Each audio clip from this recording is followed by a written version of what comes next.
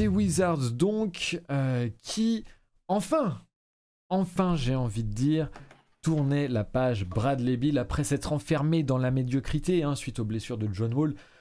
Ils ont enfin tourné cette page-là. Exit Bradley Beal, exit Kristaps Porzingis, exit même une partie du front office, il faut le citer également, une table rase pour enfin entamer une reconstruction attendue et bienvenue.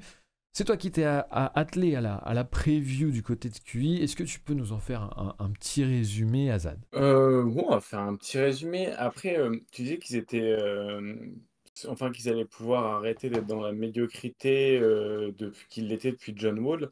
Moi, j'ai un peu l'impression qu'ils le sont depuis 20 ans, en fait, dans la médiocrité.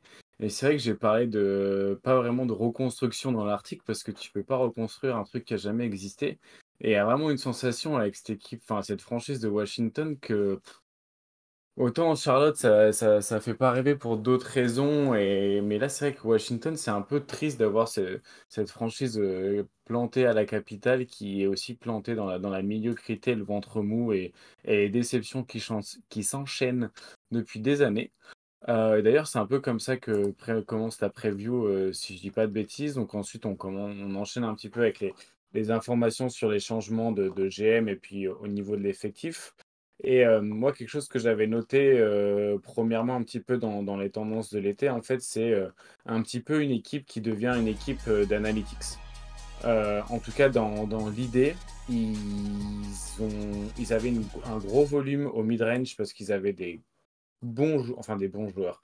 Ils avaient des joueurs qui avaient un gros volume de mid-range et ils ont tout bazardé. Donc maintenant, il va rester quasiment que des joueurs qui vont au cercle ou des joueurs qui prennent du 3 points, mais il y avait un peu cette volonté de faire table rase un peu de tout ça et d'être une équipe un peu plus analytics.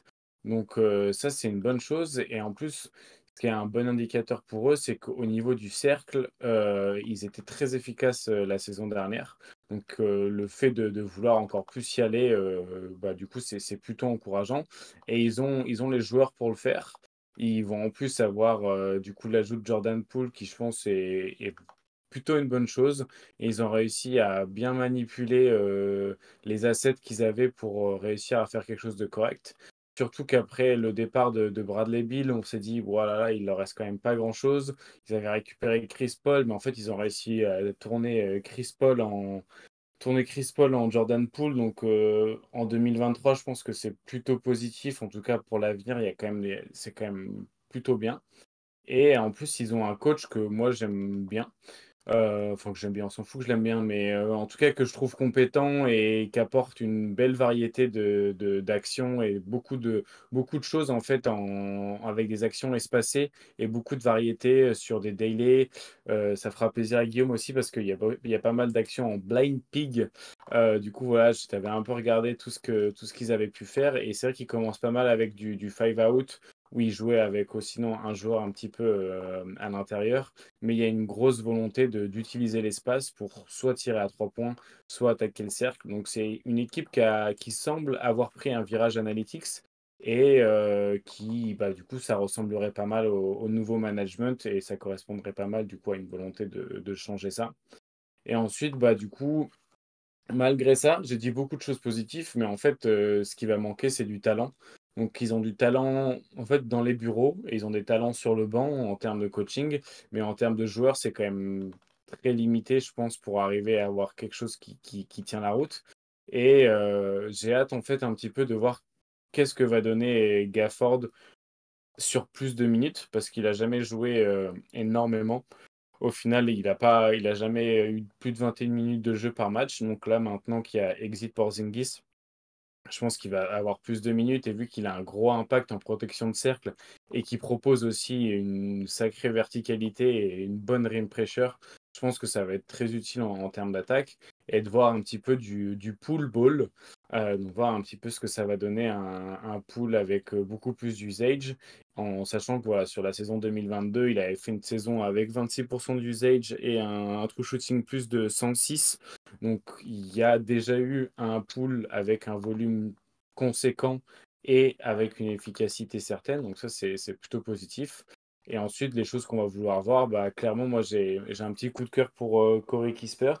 Donc, à voir comment il va continuer à progresser. Envie de voir aussi Bilal Koulibaly, voir ce que ça va pouvoir donner dans cet effectif. Moi, je regarde pas le basket euh, autre que la NBA ou alors très peu, donc j'ai pas trop de billes dessus. Mais je sais que Ben en a, donc on va pouvoir en parler après.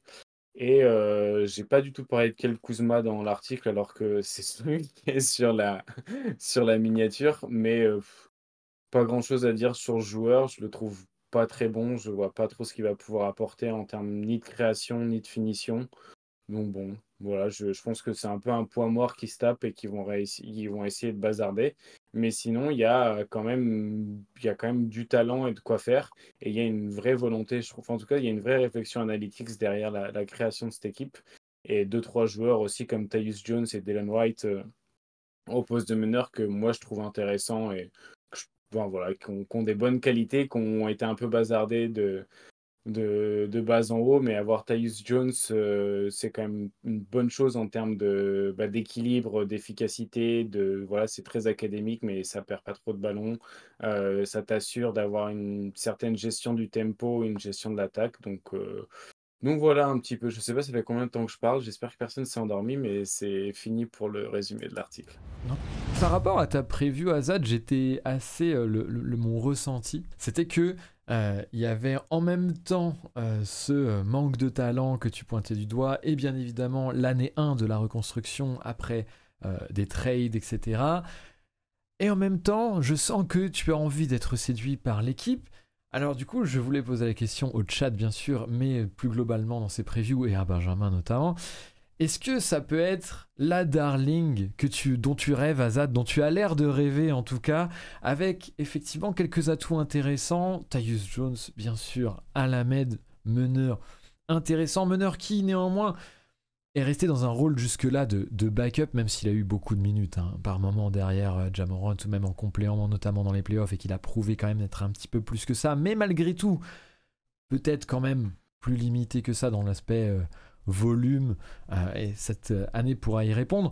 Jordan Poole, bien sûr, mais tu parlais aussi de Kyle Kuzma, bon, pas en grand bien, mais malgré tout de Daniel Gafford, qui est un rim runner intéressant, tu le citais parfaitement, et il est coté ô combien ici, notamment dans le chat par Guillaume du Basket Lab, de manière peut-être un petit peu biaisée, hein. Il faut l'admettre, on peut lui dire, mais du coup, est-ce que ça peut réellement être la darling et la surprise, au moins dans le jeu, un peu comme l'était Utah la saison passée avec de belles choses. Benjamin, est-ce que tu as un avis là-dessus? Moi, juste une petite chose, et ça va me permettre de partager l'écran rapidement pour montrer cette preview des Wizards, et surtout vous envoyer vers un lien par rapport à Wes Unseld Jr., le coach de ces Wizards, et cet article que j'ai trouvé extrêmement intéressant d'un point de vue tactique, puisqu'il liste énormément de créativité de la part du coach.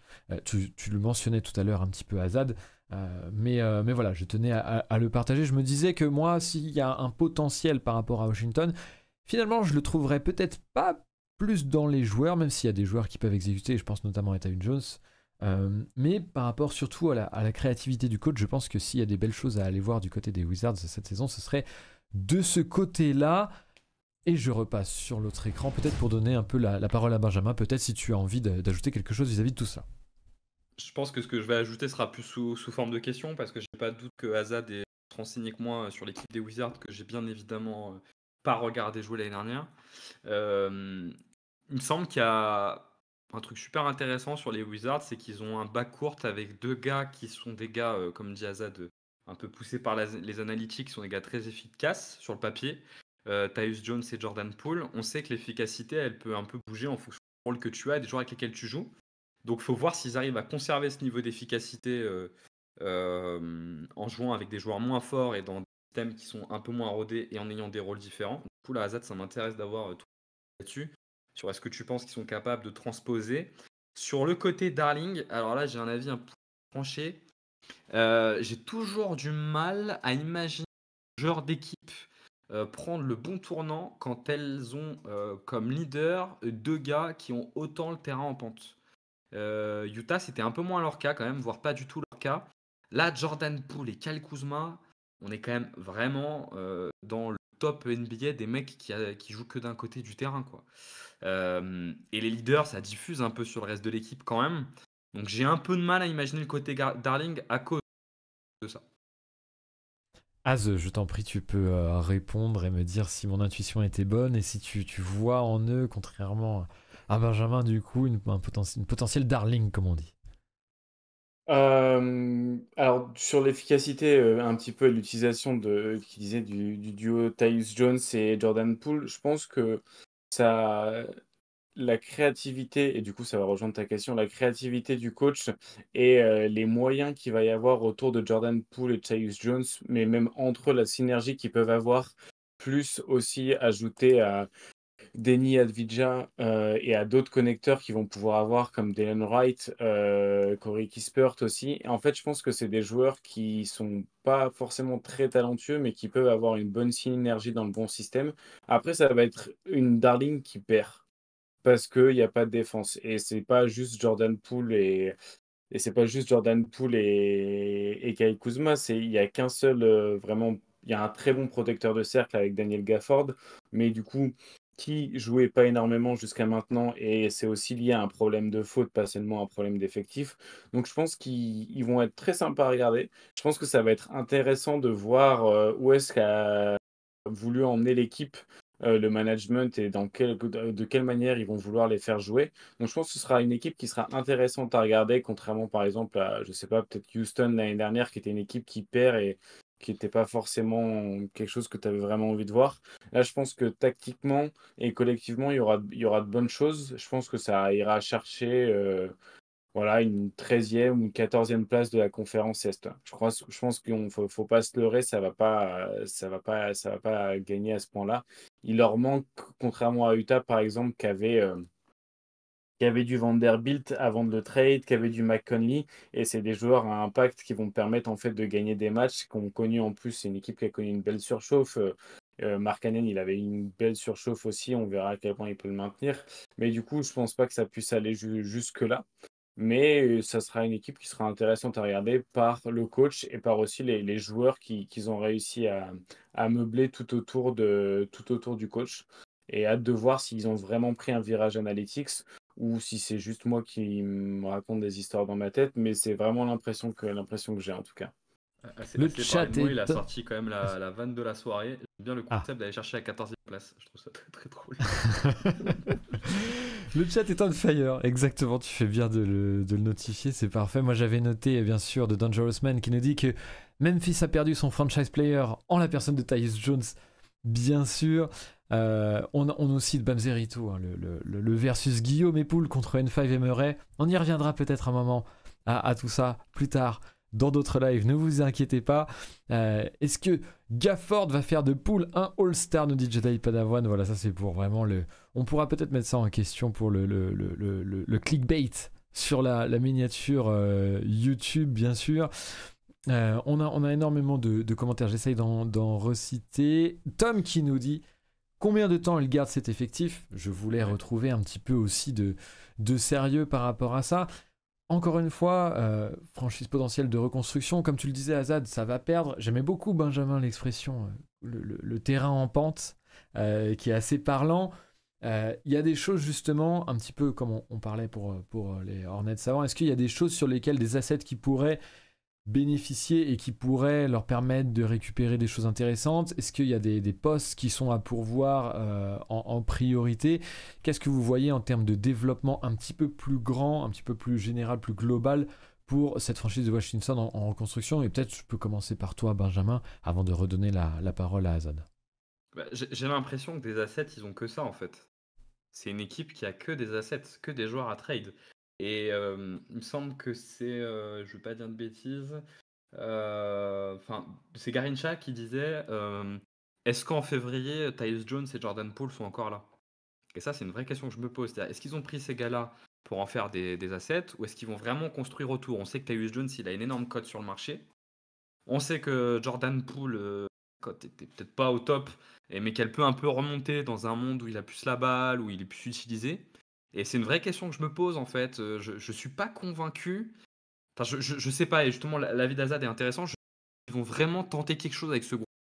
Ou si c'est juste en fait un roster de transition pour 6-7 mois et pour valoriser des gars et aller chercher mieux avec ce qu'ils ont déjà, quoi.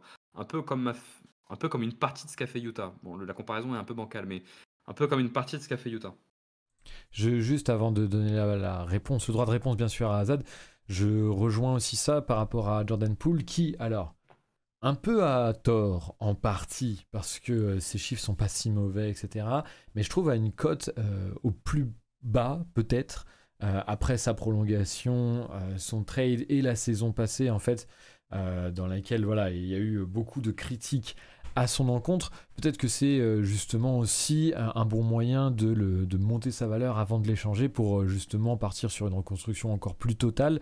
Mais voilà, c'était juste pour rebondir sur ce que tu disais par rapport au fait que ça se trouve l'équipe peut encore complètement changer et n'en est pas du tout en fait au début de sa reconstruction, tant il y a des assets potentiels à échanger et des choses à aller chercher. Pareil pour Tyus Jones qui peut être très intéressant pour bon nombre d'équipes. Et qui, on l'a vu, Montemoris aussi, qui était dans ce rôle-là, qui s'est fait échanger cette intersaison.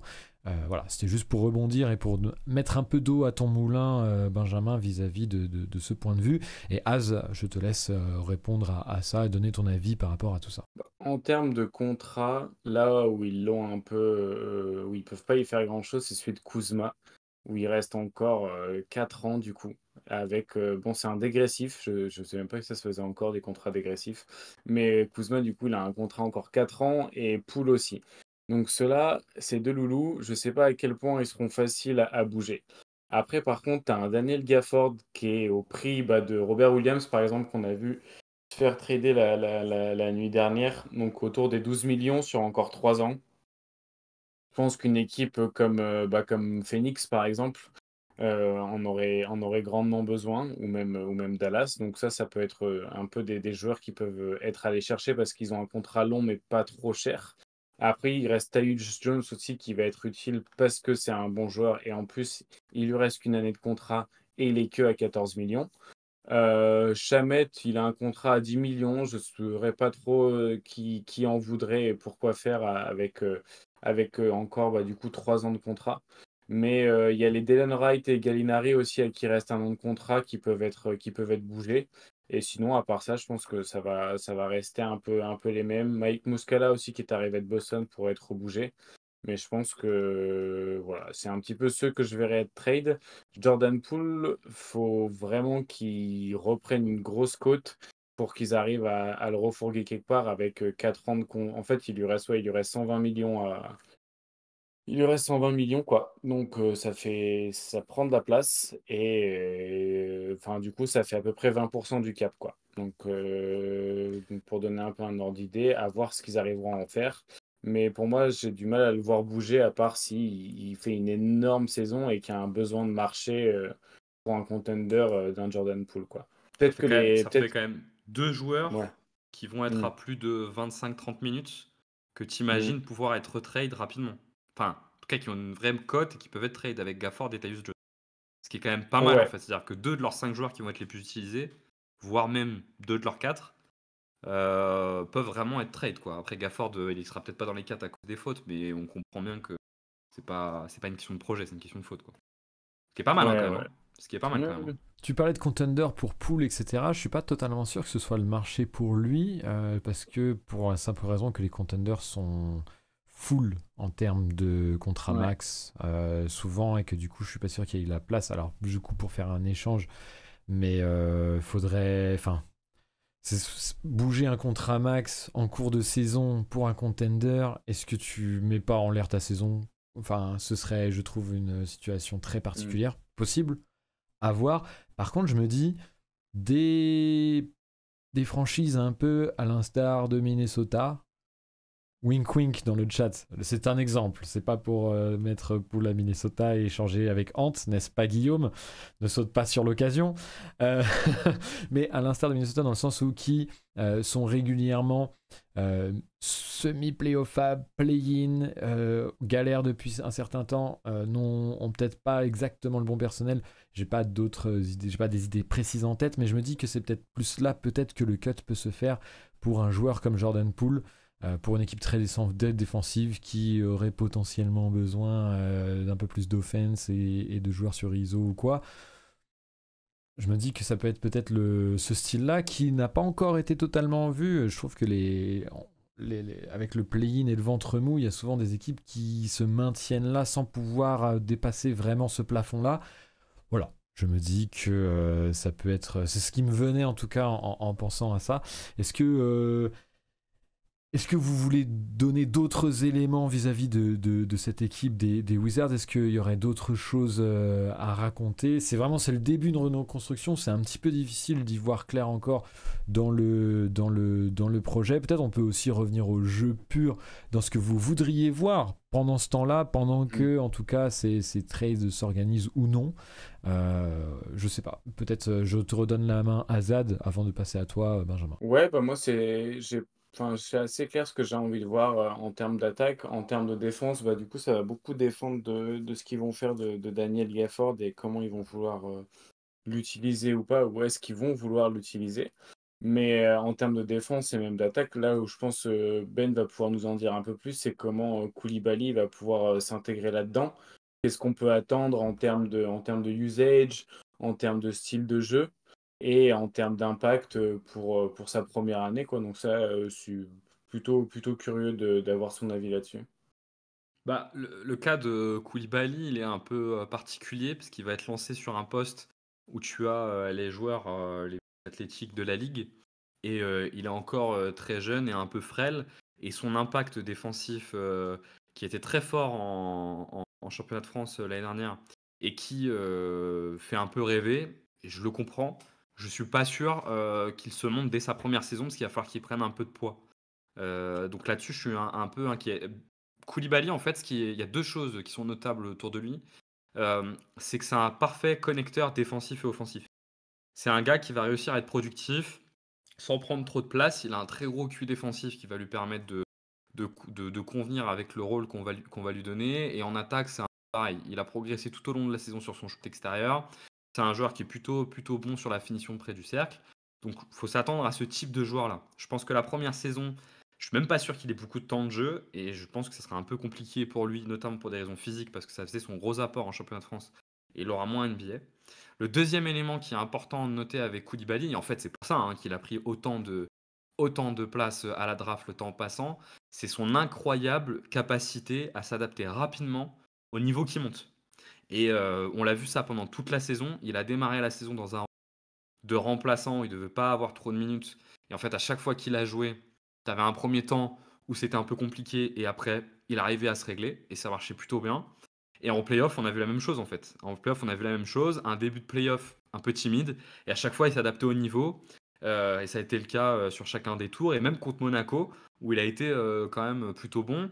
Et en fait, si on fait le bilan des playoffs des Mets, je pense que pas mal de gens vous diront que c'était le meilleur joueur des Mets en fait pendant les playoffs, même devant Victor, qui avait un peu plus de up and down et qui, à chaque fois qu'il jouait face à des intérieurs plus costauds, ça s'est vu contre Lasvel, ça s'est vu contre Monaco, avait des vrais soucis, alors que Koulibaly avait cette capacité à chaque fois d'encaisser le niveau qui monte et de s'adapter. Donc ça, c'est un élément rare et assez intéressant. Et donc sur Koulibaly, je pense que c'est ce qui est notable. Bilal, ce qui fait rêver, c'est les outils et l'éponge. Il progresse à une vitesse dingue avec un super QI basket, nous dit Jedi Padawan. Ça va complètement dans ce que tu dis, Benjamin.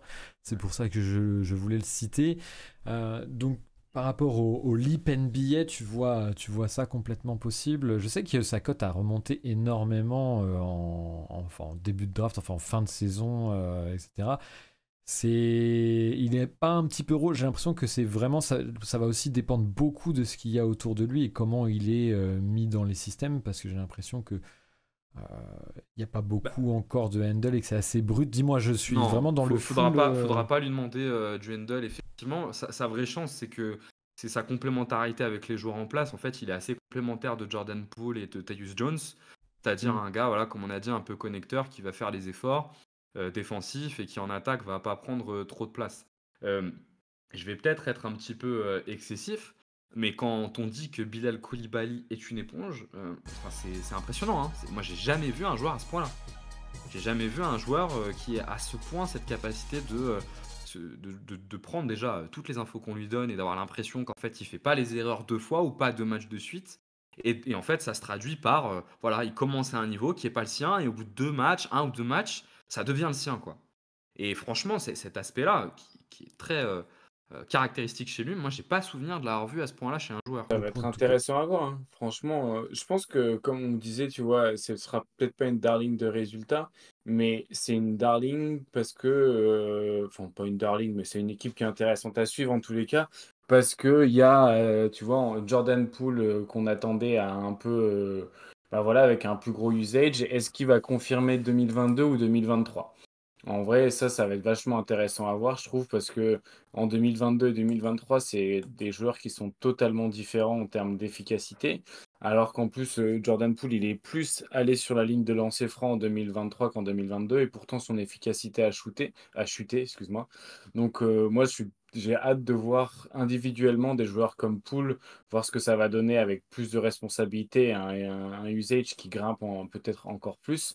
Tyus Jones dans un rôle qui va plus être un backup, mais dans un rôle de titulaire pour être envoyé ailleurs. Mais même les premiers matchs, ça va être intéressant. Corey Kispert, à quel point il va continuer à se développer dans un rôle de slasher, tireur à 3 points, connecteur. Voir si Gafford il va réussir à tenir 30 minutes sur un terrain de basket. Et puis collectivement, ce que ça va donner du coup autour du coach. Donc, non, franchement, oui, ça va perdre des matchs, mais ça va les perdre avec brio, quoi, entre guillemets. Moi, je trouve qu'il y a vraiment ce truc-là sur ce backcourt qui, sur le papier, est super bien construit. Tyus Jones, Jordan Poole, avec cette question, est-ce qu'ils sont capables de rester aussi efficaces en montant de responsabilité, voire de gagner en efficacité, de gagner en productivité, ou est-ce que ça s'effondre? Jordan Poole, c'est pas rien, hein. Il passe quand même de jouer avec Draymond, Clay, Steph, System Warriors, à Washington. Tyus Jones, je suis moins inquiet sur Tyus Jones, mais je pense qu'il y a vraiment cette question-là sur ce backcourt autour duquel beaucoup de choses vont se décanter. Est-ce qu'ils sont capables de passer au niveau supérieur ou est-ce qu'ils le sont pas, quoi? Justement, il y a beaucoup de monde dans le chat qui quand même hurlait au fait qu'on ne puisse pas parler de Jordan Poole. D'ailleurs, Azad, tu n'en as fait qu'un petit paragraphe dans ta preview, peut-être un pied de nez à Guillaume, hein, et une réponse à son bullying permanent. On ne t'en tiendra pas rigueur. Mais c'est vrai que du coup, on peut développer un petit peu pour terminer quand même. Ce sera la star, bien sûr, du côté de Washington, avec énormément de responsabilités. Tu parlais peut-être, Benjamin, toi, de ta façon d'être pas forcément complètement sûr de ce que ça donnera, notamment au vu de la différence de jeu et de la différence de responsabilité et d'aide qu'il aurait pu avoir à Golden State. Azad, dans ta preview, tu mentionnais le fait que c'est peut-être quelque chose à nuancer tout ça. Et qu'il pourrait finalement vraiment réussir à s'inscrire correctement dans l'équipe et ne pas autant croquer que ce qu'on attend. T'as pas mal notamment de stats avancées qui indiquent qu'il pourrait être beaucoup plus fité beaucoup plus facilement ailleurs. Ouais, bah, en fait, ça dépend où ailleurs. En fait, je pense que c'est vraiment ça qui va jouer. Et c'est pour ça on parle beaucoup au final on parle beaucoup de trade potentiel. Et c'est vrai qu'on en a parlé avec Charlotte aussi précédemment. Et c'est des équipes dans lesquelles on va pouvoir un petit peu, qui vont être des équipes labo, et je pense qu'ils vont être très observés d'ailleurs par la NBA, pour voir comment bah, certains joueurs comme lui vont pouvoir fitter dans leur roster. Quand c'est des équipes qui jouent rien et qui sont en recherche d'assets, il y a toujours moyen un petit peu d'aller chercher ça, et je pense que ça peut être aussi un bon puits pour des équipes qui veulent, bah, comme tu le citais, soit des équipes de milieu de tableau qui veulent passer le step au-dessus, ou soit des équipes contenders qui peuvent aller chercher. Mais dans tous les cas, c'est des équipes qui vont perdre et qui sont en recherche d'assets, donc faut pas hésiter à y aller, quoi. Ouais, moi je me dis que ça peut être. Tu parlais, Benjamin, de Tyus Jones, et je trouve qu'il y a une complémentarité potentielle, notamment en fait, surtout par rapport à là où ça me donne la confiance vis-à-vis de Poole dans cette équipe, c'est vraiment l'aspect Wes Unseld Jr. aussi. Où je trouve qu'ils arrivent dans un cadre tactique qui peut être intéressant de ce point de vue-là, et où notamment la capacité de relocalisation de Jordan Poole peut être vachement mis à profit. Et avec un porteur de balle comme Tyus Jones, je suis un petit peu plus circonspect sur tout le reste, hein, notamment, bah, voilà, tu l'avais dit, Benjamin, défensivement, mais aussi même sur tout ce que peut apporter l'intérieur. Je suis pas totalement vendu sur Daniel Gafford. où j'attends encore avec plus de minutage s'il peut le faire, et sur d'autres secteurs de jeu un peu plus en soutien. On parlait tout à l'heure de l'aspect pause d'écran et autres, etc., sur du jeu un peu plus placé. Après, ça pourra peut-être un peu jouer plus de transition, et c'est peut-être aussi le jeu, t'en parlais un petit peu, Azad, dans la preview. Mais sur Jordan Poole, je pense que au contraire, il y a largement moyen de voir un joueur plus intéressant qu'il n'y paraît. Et je trouve surtout qu'en fait, là, la cote dont il se tape actuellement est un petit peu erronée, je trouve. On le fait beaucoup passer pour un croqueur, etc. Alors que par exemple, il a beaucoup de jeux off-ball et sans ballon. Et je trouve que ça mériterait une petite correction dans la doxa collective vis-à-vis de ça.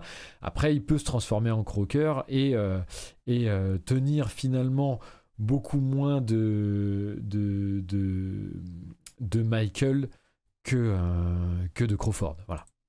Ce qu'on peut peut-être juste noter comme élément un peu objectivant sur Jordan Poole, c'est que sa saison de rookie, où il est dans quelque chose de pas super cadré, en tout cas pas System Warriors appuyé, quoi, il est à des niveaux d'efficacité qui sont dans les 10 pires % de l'NBA, et qu'on a une explosion à partir du moment où on a le retour de Steph Curry, et donc des Warriors qui retrouvent leur style de jeu.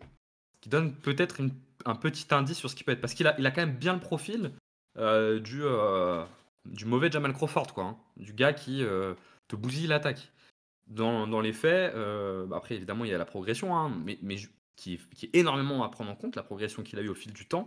Mais sa première saison Warriors, qui est dans un profil, on fait jouer les gens pour qu'ils progressent, il était en termes d'efficacité catastrophe. Quand le jeu des Warriors est revenu, avec le retour de Curry, d'un coup ça a explosé, on est passé de 91 points pour shoot à 114. Donc vraiment explosion totale, quoi. Avec le retour du Warriors Basketball, donc dans ce truc très cadré, quoi. Après, il a progressé depuis. Hein. D'accord. Bon, il y a Guillaume qui veut te ban, hein, Benjamin. Tu t'attaques, attention, à un monument d'amour chez Guillaume. Mais c'est bien, du coup, on aurait eu les deux versions un petit peu de la chose vis-à-vis de Poole. On sait que c'est quelque chose qui va en tout cas trouver une réponse, quoi qu'il arrive. On verra bien durant la saison ce qui se passera, qui aura raison de craindre cette pool party ou non. On a vu ça. Jérémy qui disait dans le chat, il faut que je retrouve, en vrai dans une équipe bien structurée pour créer du chaos, je comprends Poole, mais sans cadre, est-ce que ça va vraiment être intéressant ? Moi, je parie un peu sur le fait qu'il y a une possibilité de cadre dans cette équipe, même s'il n'y a pas forcément d'objectifs de résultats et autres. Je pense que ça peut être le cas, et c'est pour ça que je me dis que ça peut fonctionner potentiellement. Mais effectivement, il y a l'autre option de Poole avec tous les tickets shoot, etc. est possible. J'espère qu'on est rentré dans une ère où c'est moins le cas, même dans des équipes un petit peu de bas de tableau.